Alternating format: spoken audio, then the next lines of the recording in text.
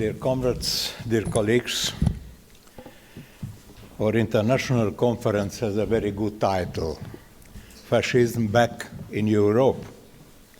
And you can see there is a question mark at the end of this sentence. And we are grateful to the zetkin.forum to put this question. But we should answer this question, and the answer is not easy, neither in Europe nor in Hungary. The first question we face, whom to believe? And especially when we speak about Hungary, you can leave to those who read the liberal newspapers, and you can believe also to those who write the conservative newspapers. For example, to believe liberal thinkers like the American Jason Stanley or the American conservative influencer like Ben Shapiro. Stanley, who published the book recently, says, Hungary and Poland were prosperous liberal democracies until recently, but they are now the scene of the rapid normalization of fascism. It means that Hungary is a fascist country, according to him. Stanley gives also his understanding of fascism. He says, fascist politics has many distinct strategic elements: the mythic past, propaganda, anti-intelligentsia, hierarchy, victim consciousness, law and order, sexual anxiety, and so on. And if we take these elements, if we say that Stanley is true, we can say that the Orban government can be called a fascist government. And as we know, fascists must be persecuted, and Stanley says fascism is not a new threat, it's a constant temptation. But on the other hand, Mr. Shapiro recently said in Budapest, those who do not take the headlines of the New York Times seriously consider Hungary as a democratic state, which is experimenting with new things, putting patriotism and nationalism first. If you go to Austria, you can find the books of Paul Landwehr.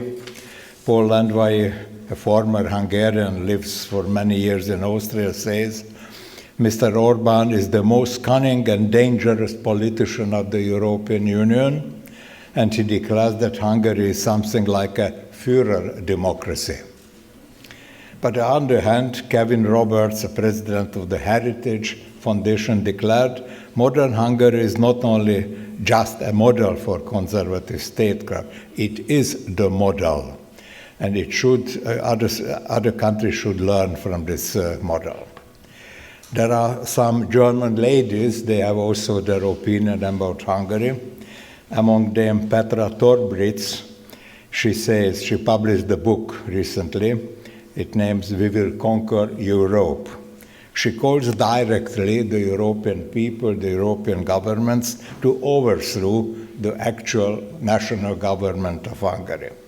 She says the European nations must arm themselves against these anti-democratic strategies and develop stable resistance. The first step is to see the Fidesz government only as a distraction, but it's a real threat. But on the other hand, the other German lady, Alice Weidel, came to Hungary and declared that Hungarian government is indeed the real source of freedom in the world. Now, here is the question that whom to believe. I think, dear colleagues, that we are Marxist, and we have a very clear instrument, the concrete analysis of concrete situation. But before analyzing the concrete situation in Hungary, let me tell you confirm my position on some principal questions. The first, we live in capitalism, and political movements, parties, ideologies born in this system always express the interests of one of the other separate groups of the same capitalist class. The most extreme ideas can appear even now in the societies, but when the capital doesn't need them, they will never turn into a real political force. The second moment about fascism. Fascism is, due to my opinion, is not a form of society. Fascism is a tool in the hands of capitalism. And capitalism uses this weapon when its crisis becomes unsolvable with other traditional means. I fully agree with Georgy Dimitrov, his determination of capitalism. No, it is trendy to forget him, but I think it's not correct. The third moment, there are no universal definitions of such categories like democracy, legal state, rule of law. Although a lot of people say that there are very strict formulations of these categories. And we can see that some of the definitions were elaborated in the process of the development of the European Union. It is true. But at the same time, we also see that the same categories can be interpreted in a very different ways nowadays. We should accept that the forms of existence of people can be different in socialist countries and capitalist countries, can be different in Europe and Asia, but also can be different in Western Europe and Eastern Europe. And we shouldn't forget that the changing world will bring up even new forms of political organization of the societies. But now let's turn our attention to Hungary. I think that the birth and the development of the right-wing policy in Hungary and the different political groups is connected with the development of Hungary in the recent decades. I see three main turning points in our 35 years history in Hungary. The first, it is the overthrow of socialism and the establishment of capitalism in the beginning of the 1990s. It is clear. The second, it is the economic crisis of 2008, which is coming from America, and the direct threats to the capitalist system at the time. And the third, it is the actual crisis of capitalism and its possible consequences for the future of capitalism in Hungary. The overthrow of socialism was the result of active interference of Western powers. From political point of view, it was an agreement between three forces: the former ruling party of the socialist time, the nationalist conservative bourgeois opposition, and the liberal bourgeois opposition. Three elements, with the help of the Western powers. The conservative forces, the conservative opposition, was traditionally stronger in Hungary than the liberal. And the result, the first Hungarian government was a right-wing, a conservative government. The conservative and liberal forces at that time, in their fight against socialism, agreed about a system which didn't allow the absolute power of one of these groups. They agreed to change the power after some years. And some elements of the former ruling party could survive. It was the Hungarian Socialist Party. But it was very clear that any anti-capitalist forces, especially communist forces, cannot come close to the power. Hungarian people faced very quickly at that time the destroying consequences of capitalism. Everybody remember unemployment, mass unemployment, inflation, destruction of moral values, corruption, and so on. And it is very important that at that time the classical social groups of socialism, I mean the workers of large state enterprises, they existed yet. And the farmers organized in collective farms also existed at that time. And one international moment, you remember the Soviet Union existed until 1991. We can say that until 1991, there was a real possibility of returning to socialism. The capitalist classes in this situation needed a new force, a more radical force than the existing right-wing ruling party. And that time it was the Hungarian Justice and Life Party, the MIEP, you remember, founded in 1993 by the Hungarian writer István Csurka. Many of you can know him. They used instruments and methods which the ruling Conservative Party couldn't use. It means extreme nationalism, antisemitism, anti-establishment rhetoric, and so on. And this right-wing party, a radical right-wing party, fulfilled its mission. It helped to save the young Hungarian capitalism in this period. And one more interesting moment, it was a force counterbalancing the communist movement. But the mainstream capitalist forces nevertheless couldn't accept the existence of this party because this party was characteristic in other questions, and they couldn't accept their antisemitism and even their anti-NATO position. It was the only capitalist party in Hungary at that time to condemn the NATO aggression against Yugoslavia. And Mr. Csurka was the only member of the Hungarian parliament condemning the so-called US globalist policy on the 11th September of 2011. But the situation, dear colleagues, changed in the first decade of the 2000s. The crisis of America came to us, and it led to mass unemployment, strikes, and even mass riots against the government.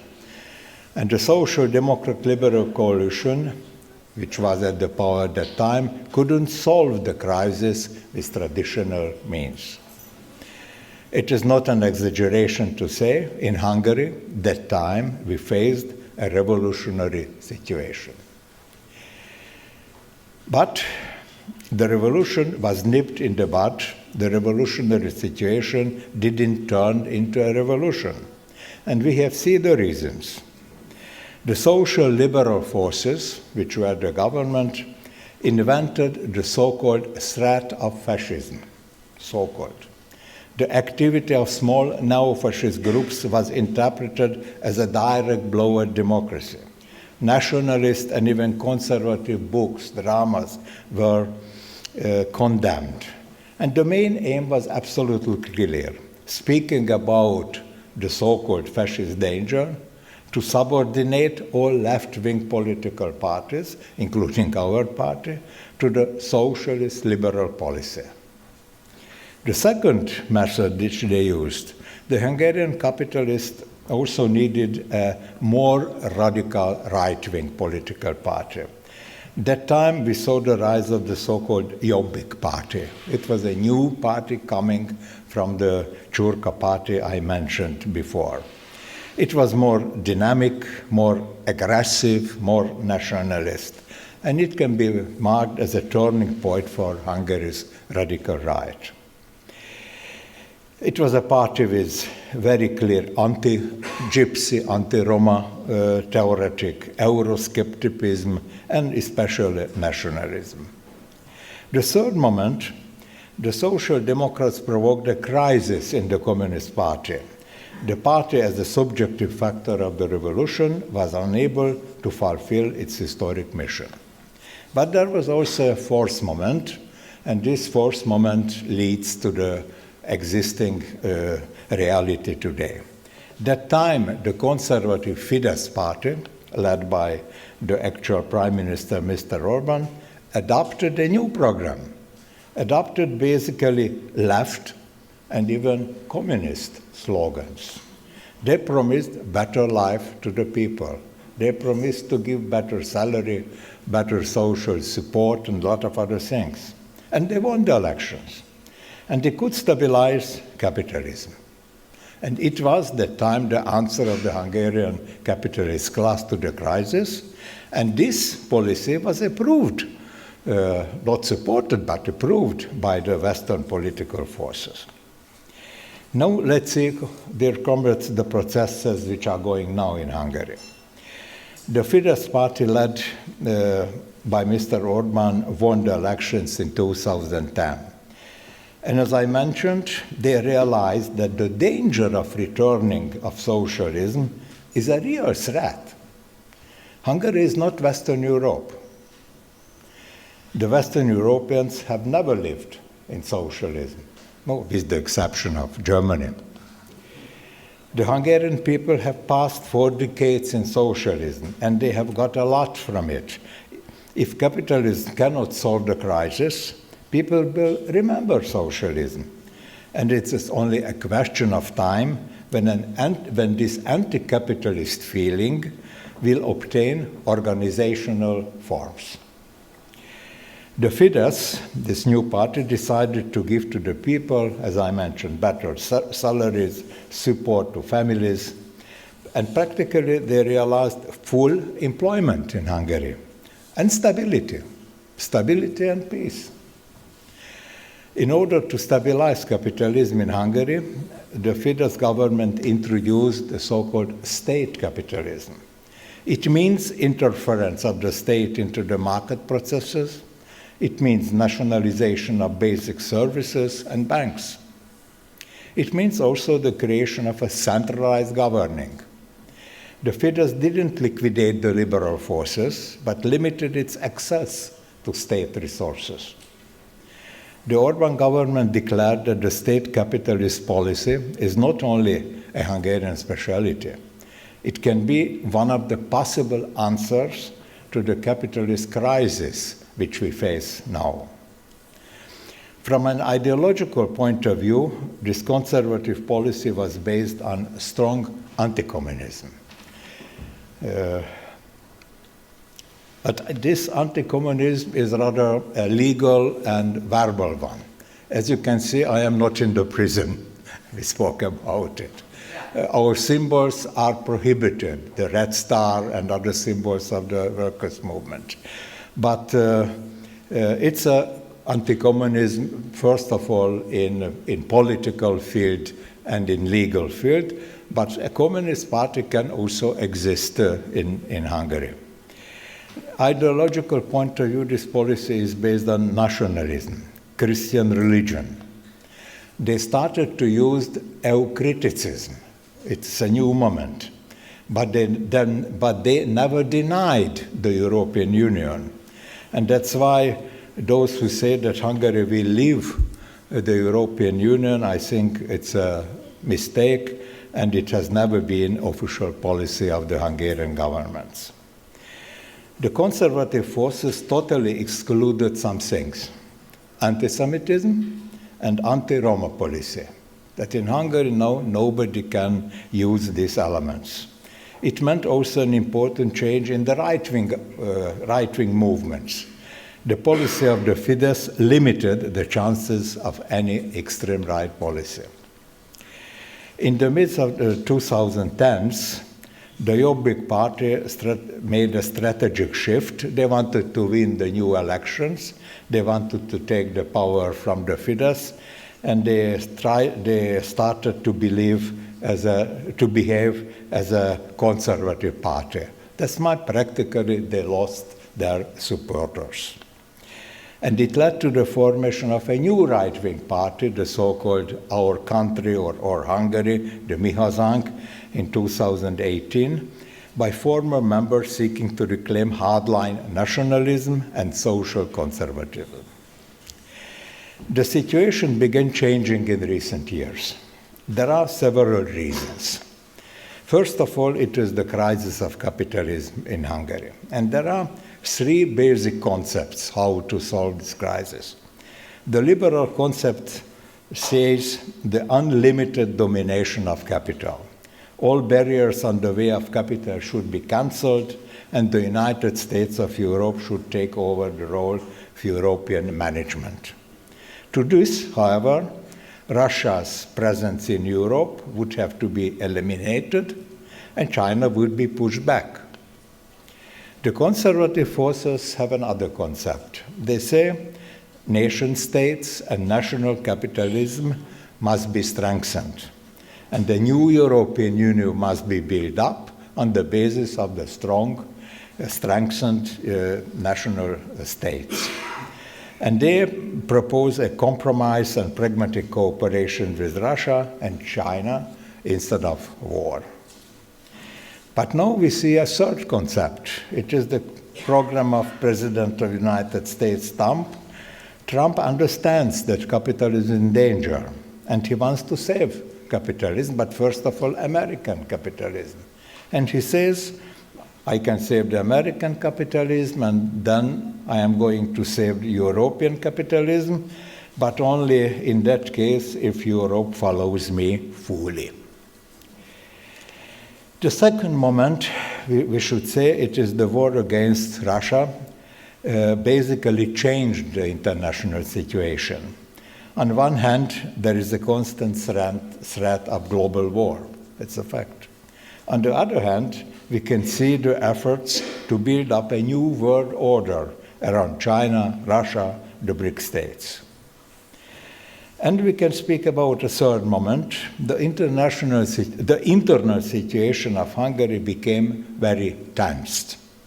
The liberal forces, under the leadership of the newly born oppositional party, Tisza Party, started global war against the conservative government. It's not a question of election, it's a global war against the government. And the European Union, and especially the leader of the European Commission, Ursula von der Leyen, called directly and openly to overthrow the Hungarian government. No, there is no revolutionary situation in Hungary, I can tell it. But the situation can change quickly. The possible collapse of the European Union can dramatically change Europe, including Hungary. A long war against Russia, a full-scale war, even if without nuclear weapons, can lead to drastic changes in Hungary. If Hungary will involve this war, it can change the whole situation. The collapse of internal stability is a serious possibility we should take into consideration. Now, Hungarian capital gives two basic answers. The first, it is the answer of the actual policy of the Orban government. We should see one thing very clearly. The constant pressure of the European Union, and especially the liberal forces of the European Union, push the government to more radical and less democratic means. The transparency law, you heard about it, or the ban of pride in Budapest, is not coming from the essence of patriotic policy. It's an answer to the ideological and political aggression of liberal forces. The second answer is coming from the liberal opposition. In Europe, capitalism uses naturally other ideas, like liberalism or globalism. And they want to achieve the goals that the old fascism failed to do. And now liberal forces try to use those instruments which are usually used by fascism. They try to undermine the frameworks of existing state system, to mobilize the lumpen elements of the society, to use force and open threat. For example, the rebel rulers of Budapest stopped for 10 minutes all transport and all public services in the capital. It's nonsense. Péter Magyar, the new oppositional leader, started using a language which did not exist before. He openly threatens politicians and even members of public service not to disturb the so-called peaceful transfer of power to them. I would like to underline, right-wing extremism appears today not in its classical form, but as an instrument of liberal capital. It's a new element. And you know, a wolf in sheep's clothing is always more dangerous than the traditional wolf. The classical forms of right-wing movement also exist in Hungary. The Mi Hazánk party, our country party, their ideology centers on the preservation of Hungarian national identity, advocating for the protection of Hungary's cultural heritage, language, religion, and traditions. Central to its platform, its firm opposition to immigration and broader Euroscepticism. This party continues to develop its platform and to expand its support base. Its role in Hungarian political landscape is expected to grow.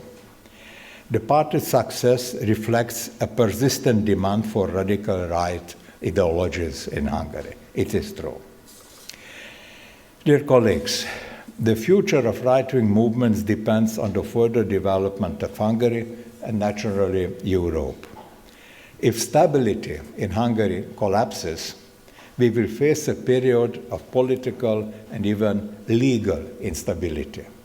We cannot even exclude the danger of civil war in the European Union. If the liberal forces come to power, they will fulfill the actual demands of the European Union.